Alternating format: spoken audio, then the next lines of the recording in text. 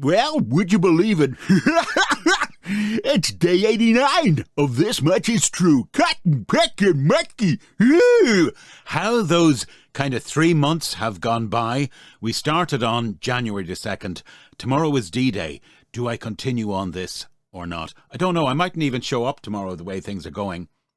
I set myself a target of kind of being on camera for 90 days. And apart from, 5-6 days, but between holidays and work I couldn't get out of, I have been true. I put my colours to the mast, so I did back in January, and I have been, this much is true, to that original promise. How are you all? If you're listening in to me, it's great to have you aboard. I know there's a little coterie of you who show up every so often, so special mention to Tara, Jerry, Nigel, Susan, and all the gang. There's been a few outliers as well who've popped up and subscribed. Like and subscribe. But anyway, Easter time. Happy Easter time to you all, or holiday season, whatever you want to describe it as. But these next few days, hopefully, will be peaceful for you, as they have been for me today. I did attend a ceremony.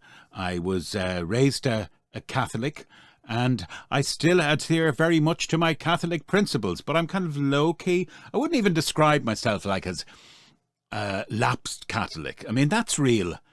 You know, it's not hedging your bets. You either are or you're not. Put it this way, as I said, I subscribe to the basic tenets and dictates of Christianity, but each to their own. It's not like we all get a chance, do we? Whatever faith we're born into, that's pretty much what we I won't say stuck with, but what we are. So I don't really know. I'm not so much of a churchgoer, even less so since the pandemic. I'll tell you the problem I had with that, and you might point fingers at me and describe me as all the names that are supposed to be spell words to shut down people these days, like conspiracy theorists and all the rest of it. But I thought to myself, 4 years ago, when it was all happening, if you like, the numbers of fatalities, deaths that were projected for here were pretty much on a medieval level, all right? And that is the time, if you like. Do you remember that song years ago, 99 Red Balloons? How am I getting there? But this is it, boys. This is war. If you were in the church, this would be it, boys. This is our time. That would have been the time you're going out and about among your flock. I'm not lecturing to anyone here. I'm just telling you how I saw it at the time. But what did the church do here? They battened down the hatches.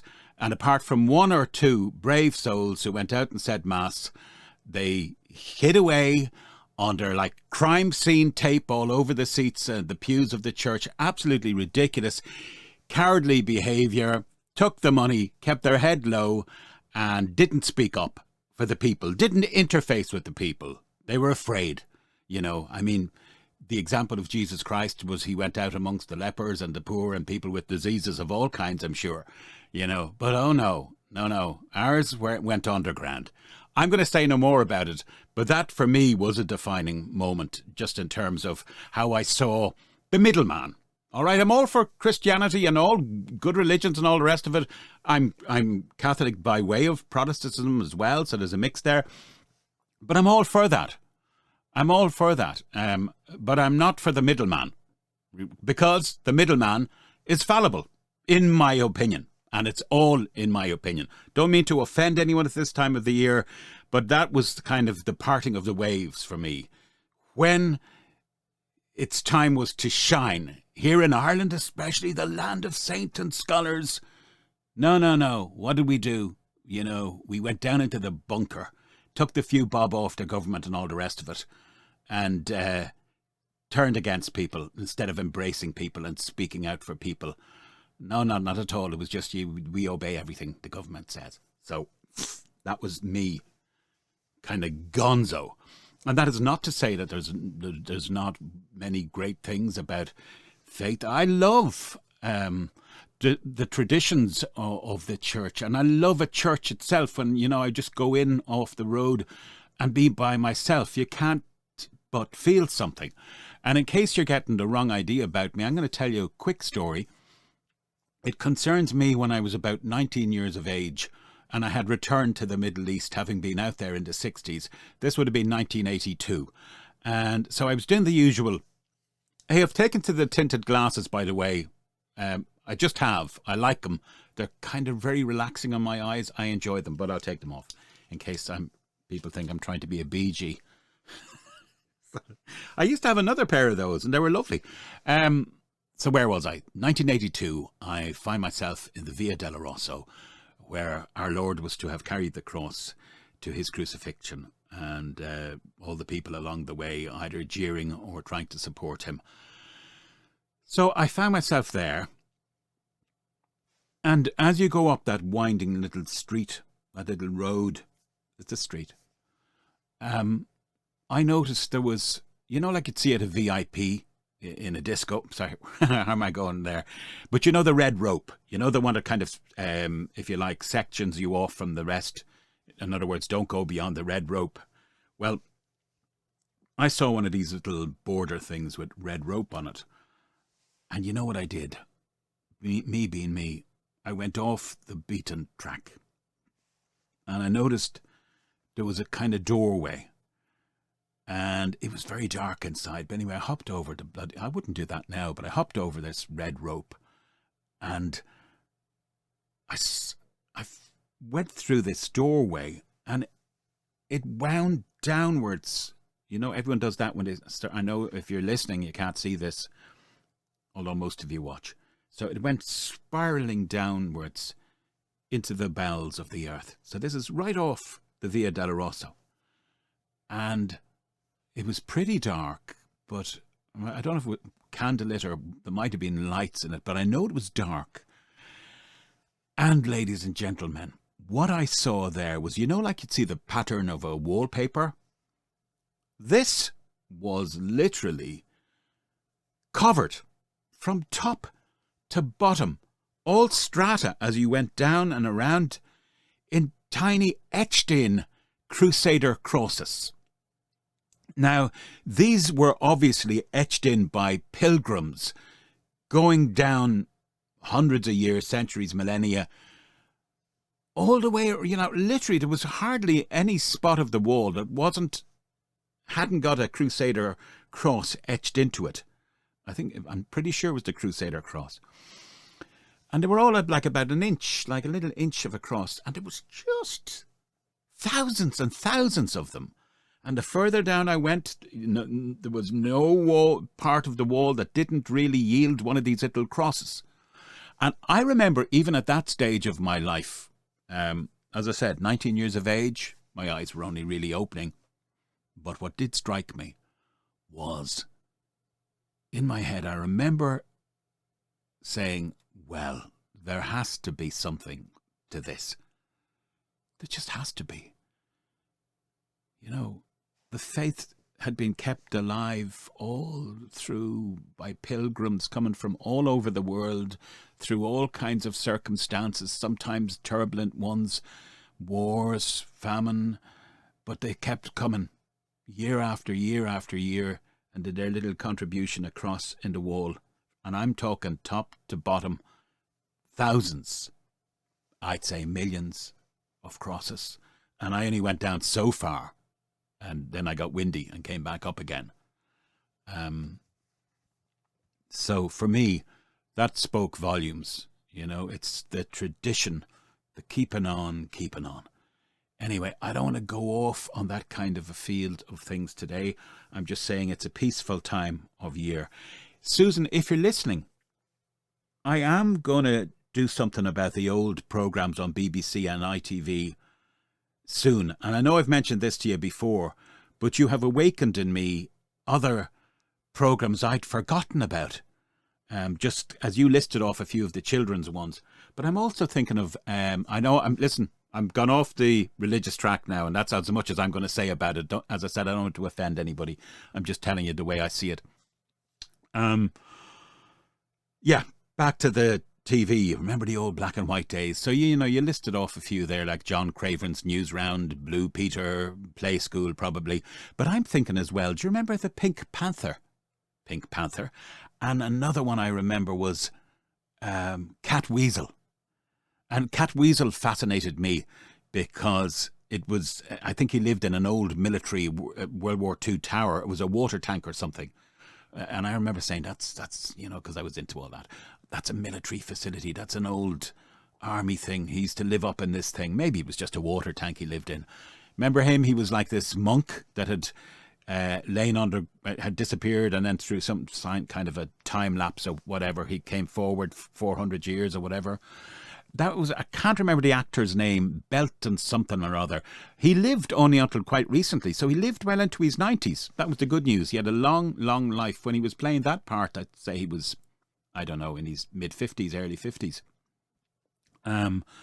And you did mention, was it Lightning something as well? I remember Black Beauty. And that's not something that Elvis would have taken in his latter years. Hey, give me one of those Black Beauties. Or his medication, as he called it. Yeah, it sounds like a drug, doesn't it? But Black Beauty, of course, the horse. And Squire Armstrong. God, he was magnificent, wasn't he? I loved him. I thought he was real nasty. I think he's still around. Squire Armstrong. And you know one that I love, and I actually have all the videos of it here, and it is Lord Peter Wimsey, played by Ian Carmichael. There was another version of it as well, but Ian Carmichael played that top how, kind of tough, but with a heart and with a decency about him. Interesting guy, by the way. He was a dragoon officer in Second World War and was involved in D-Day, I think, and beyond. Very real gentleman type, a great actor. I loved him. I just thought, and I know, I've heard him interviewed. I know he loved that part as well. So, yeah, and I love the opening of it, the music, which was real top hell, jolly 1920s music, kind of Gatsby feel about it. I'm going to do a bad impression of it now. I won't embarrass myself or you any more than that. So I'd love to hear from you. If you are listening and you kind of just listen, it would be nice if you got involved. Just say hello, like and subscribe. There's comments below. You can say hi. You can disagree with me or agree with me, as the case may be. I've got broad shoulders. And I just would love to hear from you. Of course, as I said, if you want the ding-a-ling, which nobody's been using, no, I won't even ring it again. Let's just say, if you use the following email address, this much is true, @protonmail.com, I will give you a belt of my ding-a-ling. That's protonmail.com. Yes, the weather has been great. I was out for after the services, I went for a big long walk with my beloved wife, and we went way, way, way kind of, we're very lucky where we live, very lucky. Down the coast to this fancy shop. One of our neighbours has been quite ill, so Frances bought a bit of a treat for her. She's just back after, my neighbour that is, after 2 weeks in hospital. And we went around to theirs, popped something in to make their life a bit easier. And my daughters are out and about. One's off in a pub at the moment with her mates, and the other went to dinner with her school friends, and subsequently went to the theatre, I'm told. She sent us a picture anyway. And, of course, wearing her mother's blouse, having not asked permission. But anyway, we got a laugh out of that. I would love a glass of wine tonight, and I'd watch a movie I'm going to let you in on now. But it's, my wife is going, no, it's holy, you can't have the wine tonight. I said, okay, it's not going to kill us. Because we watched The Apprentice last night. You're fired, because you is crap. You're fired, because you've got attitude. You're fired, Lord Shortass. Thank you very much, Lord Sugar. Thank you for humiliating me on national television. I'll kiss your ass some more if you give me 250k. Fuck off. You're rubbish. Yeah, anyway, I think you got the drift. Now, we're going to watch what I think is one of the best bits of cinema I've ever seen. And I shall tell you why, okay? For the day that's in it, I am going to show you the end scene of the 1980 film The Long Good Friday, starring Bob Hoskins, another Cockney wanker, right? And the beautiful Helen Mirren is in there as well. And let me put it in context for you. Okay, so Bob Hoskins is playing the part of a London gangster, right? he's a right spiv, he is, and it's his manor. Right, so his manor, his area of London that he controls, suddenly starts getting hit by who he thinks are kind of local rivals, but subsequently it turns out it's the IRA muscling in, all right? And they play a completely different game than he's used to. But he kind of fancies himself that he's going to go to war with the IRA, the same IRA who've like had half the British Army diving for cover for the previous 10 years. I'm not saying that in any glory-o kind of way or Republican way. I'm just saying it's the way it is, and it's set, and it's actually, that's how it's mentioned in the film The Long Good Friday. So,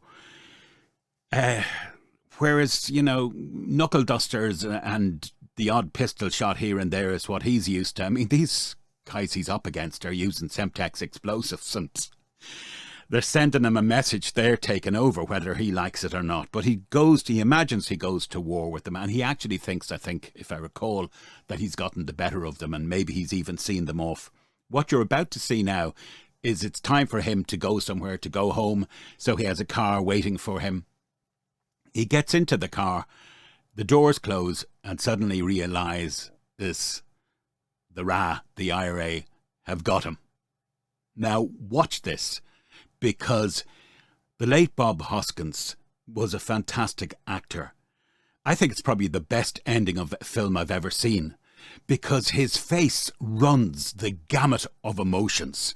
First of all, there's sheer, oh shit, what have I done, as the doors close and another car shoots by with his girlfriend, a very young, attractive Helen Mirren in it, getting taken away. Watch out for it. That's on the left-hand side. Suddenly, a beautiful, nobody should be that handsome, young Pierce Brosnan turns around as an IRA guy holding him to gunpoint while another one drives the car. Bob Hoskins is sitting in the back of it. As I said, watch the face. It runs total gamut, as I said, of emotions. You've got oh shit. You've got fear as he sees his girlfriend being taken away. You've got terror. You've got betrayal. Who got me into this kind of thing?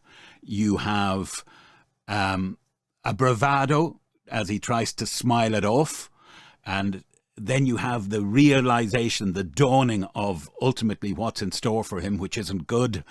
So you've got the fear factor there as well. You know, who duped me kind of thing is there. I'm in trouble. How do I get it? Is there an escape? There's no escape, and he knows it as the young Pierce Brosnan waves the pistol in his face. I'm going to leave you on this. It's a dramatic piece. I think you'll enjoy it. The music is great as well. Finest piece of cinematography I think I've ever seen. Certainly one of the most dramatic. Enjoy.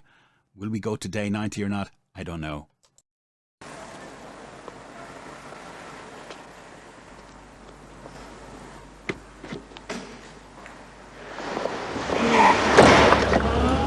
Here, hold up. Where's Victoria?